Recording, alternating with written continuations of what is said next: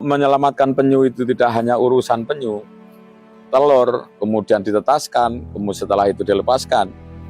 Bukan hanya seperti itu, karena mengkonservasi penyu artinya juga ekosistem daratnya harus mengikuti apa maunya penyu.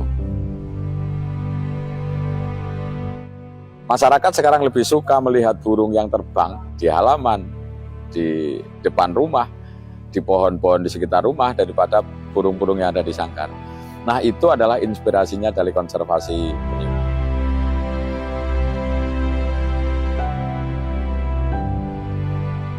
Assalamualaikum warahmatullahi wabarakatuh. Nama saya Ari Gunawan. Saya adalah kader konservasi alam dari Desa Wonojoyo, Kecamatan Panggul, Kabupaten Trenggalek. Pekerjaan rutin saya sehari-hari adalah saya sebagai guru di SMA Negeri 1 Panggul. Di sela kesibukan saya sebagai guru, saya dan teman-teman melakukan kegiatan konservasi penyelamatan penyu, hewan yang sudah langka, tidak hanya dilindungi oleh Indonesia tapi dunia, mulai tahun 2010.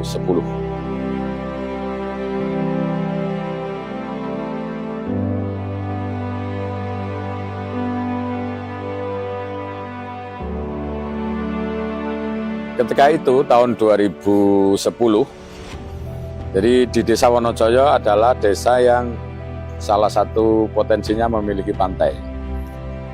Namanya Pantai Taman Kili-Kili. Nah, di pantai ini digunakan penyu untuk berbiak, jadi penyu yang bertelur. Kemudian sebelum tahun 2010, penyu yang bertelur di Pantai Taman Kili-Kili itu adalah dijadikan salah satu mata pencarian alternatif masyarakat sekitar. Nah, kenapa ini berpuluh-puluh tahun dilakukan oleh masyarakat sekitar? Karena memang ketidaktahuan. Jadi masyarakat tidak tahu bahwa penyu adalah hewan yang dilindungi oleh negara. Nah, action kita mulai tahun 2010-2011 konservasi penyu tentu tidak semudah yang dibayangkan. Ada banyak hal persoalan, baik itu dari internal keluarga saya, kemudian dari masyarakat, tentu pertentangan yang terjadi di tahun pertama tahun 2011, 12, 13 itu masih terjadi pertentangan yang luar biasa. Tidak cukup masyarakat diedukasi, dikasih tahu kalau penyu itu adalah hewan yang dilindungi, tidak. Kenapa? Karena memang sudah berpuluh-puluh tahun mulai dari nenek moyang mereka, penyu dan telur penyu adalah mata pencarian. Lantas apa yang dilakukan dalam hal ini untuk bagaimana konservasi penyu itu bisa berjalan dengan bagus, yaitu dengan upaya kerelawanan kemandirian. Setiap musim penyu bertelur, kita mulai dari setelah sholat isya biasanya, kita patroli sepanjang pantai, kemudian itu kita lakukan 2 kali, malam dan pagi. Nah, kemudian di sisi yang lain, pemerintah Desa Wonojoyo bersama dengan kita melakukan sosialisasi mulai dari tempat-tempat kelompok yasinan. Setiap ada pertemuan di desa, baik itu mulai dari PKK, Karang Taruna, kemudian tokoh masyarakat RT dan RW, di setiap pertemuan di Desa Wonojoyo itu selalu kita lakukan sosialisasi.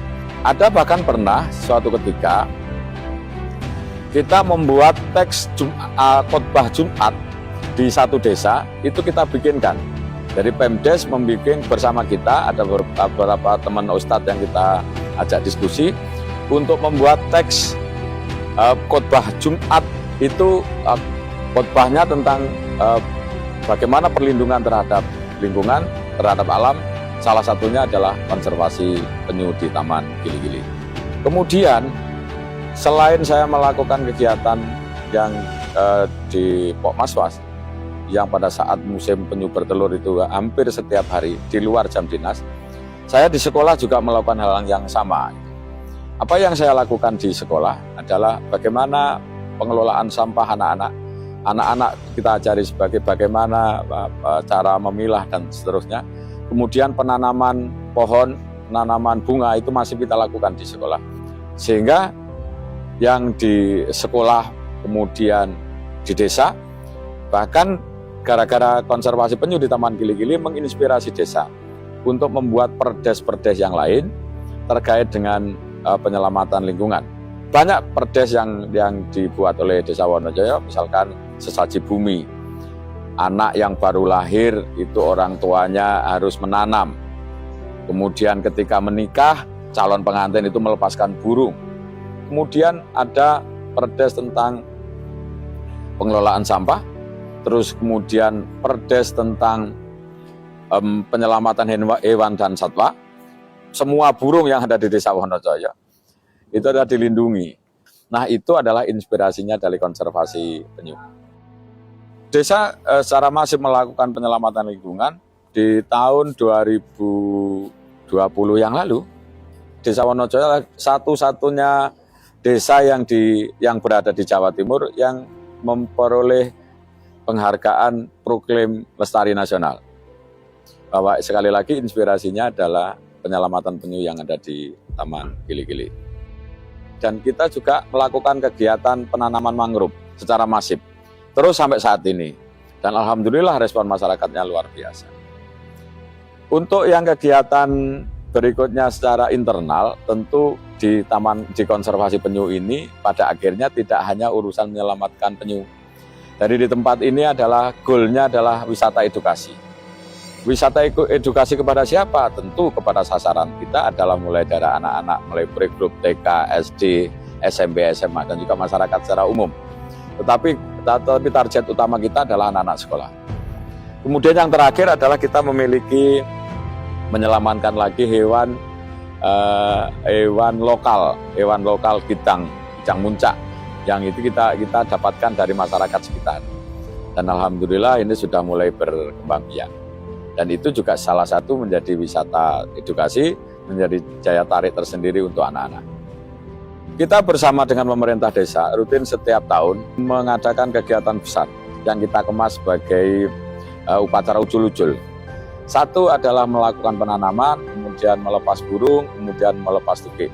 Itulah momen yang kita gunakan sebagai kita mau melibatkan warga masyarakat bahwa betapa pentingnya alam untuk kita. Sehingga perlu ini dikerjakan secara bersama-sama. Harapan akhir pada kegiatan yang saya lakukan adalah bahwa kita mencoba untuk memberikan edukasi kepada masyarakat. Buminya hanya satu.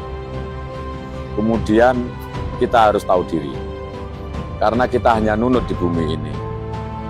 Ketahuan diri kita terhadap bumi ini, terhadap alam ini adalah kita harus melakukan banyak hal, terutama dengan penyelamatan.